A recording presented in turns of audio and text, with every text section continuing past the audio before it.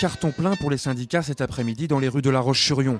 Dans leur ligne de mire, le report de l'âge légal de départ en retraite, celui de la retraite à taux plein qui passerait de 65 à 67 ans, et puis des questions, celles des carrières longues, des polypensionnés ou de la pénibilité, thème central dans le cortège.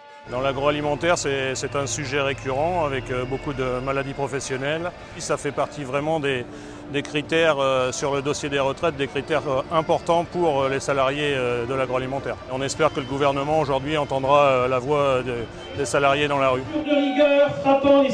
La démonstration de force est donc réussie au-delà de la mobilisation du 24 juin dernier. De quoi satisfaire les organisations syndicales qui cette fois affichaient leur unité et faux ayant rejoint le cortège.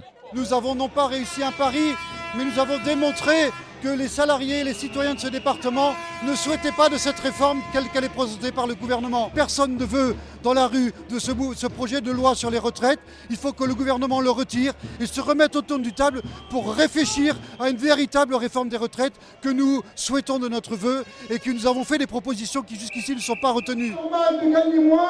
Après les vacances d'été qui faisaient craindre aux syndicats un essoufflement du mouvement, ce 7 septembre démontre que la mobilisation s'amplifie. Reste une question importante, que faire maintenant? Comment peser efficacement pour forcer le gouvernement à revoir sa copie? Ce soir, on attend énormément de la réponse du gouvernement. Dès demain, les organisations syndicales se rencontrent. Et sur le département, c'est le 10 septembre après-midi qu'on voit ensemble ce qu'on fait. La balle est donc maintenant dans le camp du gouvernement. Le bras de fer est clairement engagé. Voilà pour La Roche. Et à Fontenay, vous le voyez, un défilé était également organisé ce mardi matin. 2000 personnes selon les organisateurs, 1000 selon la police ont manifesté. Bien sûr, contre la réforme des retraites, même si on trouvait dans le cortège beaucoup de salariés inquiets devant la crise économique que subit en ce moment le Sud-Vendée.